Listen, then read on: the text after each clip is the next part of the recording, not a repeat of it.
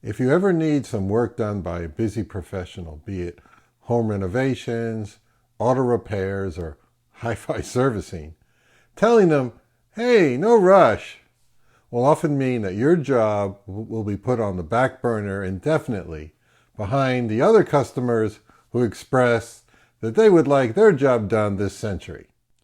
It is also what you probably shouldn't tell an active hi-fi YouTuber. It seems like ages ago when Thomas from Galion Audio said, no rush, after he shipped me a TS A75 amplifier to try out. The TS A75 amp has been used in a couple of different systems in my house often, and has even been in a few episodes, but no feature video has yet been forthcoming from me until now. So I'll take this opportunity to thank Thomas for his incredible patience, because at no time has he come at me with, hey Dave, what gives? Where's the video? It must be because he is a delightful Canadian fellow. Now, this model has been out for a little while, or as the kids say, for a minute. So I didn't catch the initial wave of reviews several months ago, so we can call this a long-term evaluation. What's it really like living with the A75 over the course of months?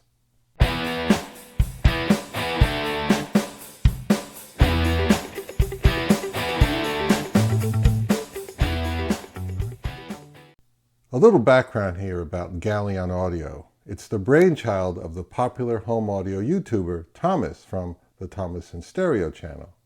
And he decided to put his money where his mouth is in 2023 and launch his own line of hi-fi components. That's power amplifiers, tube and solid state, loudspeakers, and speaker cables.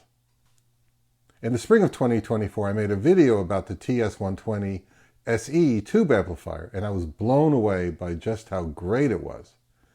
And I wasn't alone in that opinion. That amplifier received universal rave reviews, so when Thomas asked me if I was interested in checking out the solid-state TS A75 amplifier, I nodded an enthusiastic, yes please. The TS A75 is a substantial power amplifier with generous heat sinks flanking its sides. It has an impressively thick aluminum casework all around. There's no thin pressed sheet metal here. The hefty front plate has the sailing ship emblem and Galion stylishly engraved on it. There's also a power button, which is lit with a blue LED. Going around to the back, we will find right and left RCA and XLR balanced inputs that connect to a preamp, and buttons to switch between them. There is also some nice looking loudspeaker binding posts, and there's also the power cable socket. It's a very simple and straightforward arrangement. Looking inside, you will see two big toroidal transformers and capacitors aplenty, as the A75 does not skimp in that department. It sports 20, with a total of 200K of microfarads of capacitance, and that's well above what you'll find in most amplifiers.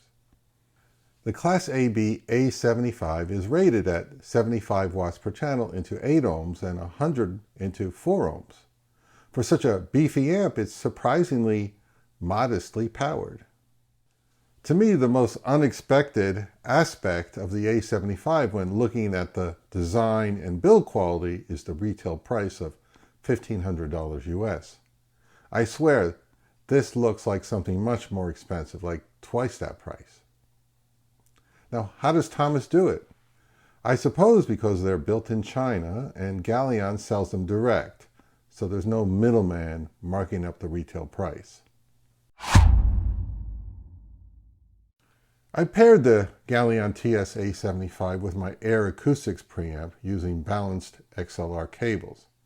And the source was a Blue Sound node playing my RIP CD collection using Rune into a Hollow Audio Spring 3 KTE DAC.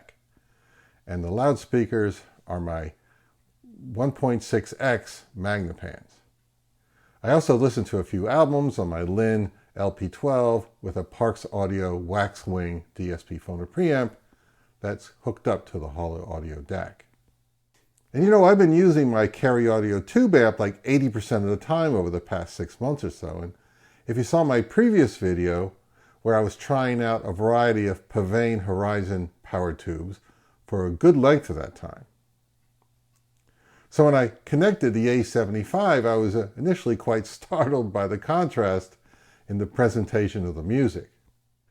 To my ears, the A75 has a brighter, more detailed presentation of the music than the tube amp, which can sound richer and a bit softer.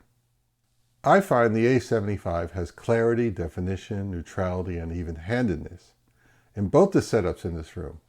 Back here and on my desk, with a Conrad Johnson tube preamp and a pair of ProAct floor-standing speakers, my impression is that it's an excellent all-rounder, and I really can't find anything about its performance to complain about. There was plenty of drive and control with the Magnepans and ProActs, and at no point did they give the impression that they were not getting enough power from the A75. I even turned off the rail subwoofer, and I was very satisfied with the depth and quality of bass, even at higher volumes. In my opinion, it gives an honest and straightforward rendition of the music. Comparing it to Class D Orchard Audio monoblock premium amps, I have to say I had some difficulty finding sonic differences between them when playing my CD music files and records.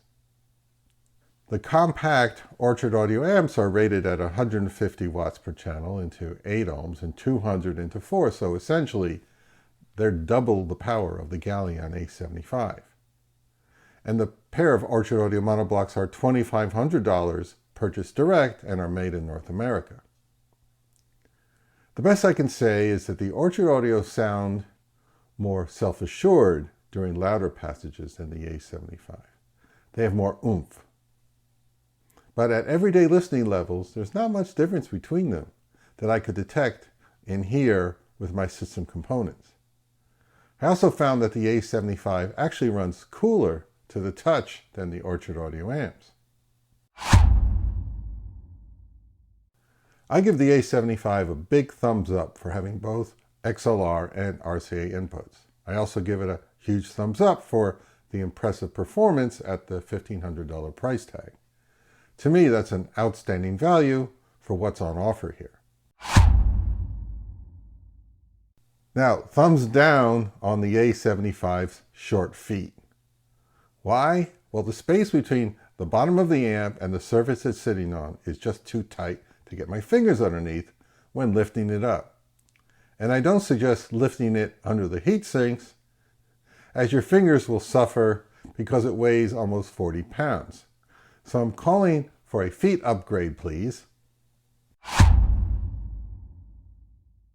The Galion TS-A75 could be for someone who's an old school hi-fi enthusiast. This is a stout, traditionally proportioned Class AB amplifier. It looks and feels extremely well made and appears to me to be one of the top value bargains in the hi-fi space. The Galion A75 could be for individuals who wish to move up from those cheap, compact, entry-level amps out of Asia to the big boy world of full-size separates without spending buku bucks. The A75 is a great place to begin. A lot of enthusiasts will appreciate the neutral qualities of the A75 because they want things clean without embellishments or added flavor. Others do enjoy a bit of seasoning using an amplifier or add the audio flavor with components such as a preamp, DAC, or phono cartridge. However way you choose to do it, if you're in the market for an excellent speaker amplifier priced under $2,000, the Galion TS-A75 should be seriously considered.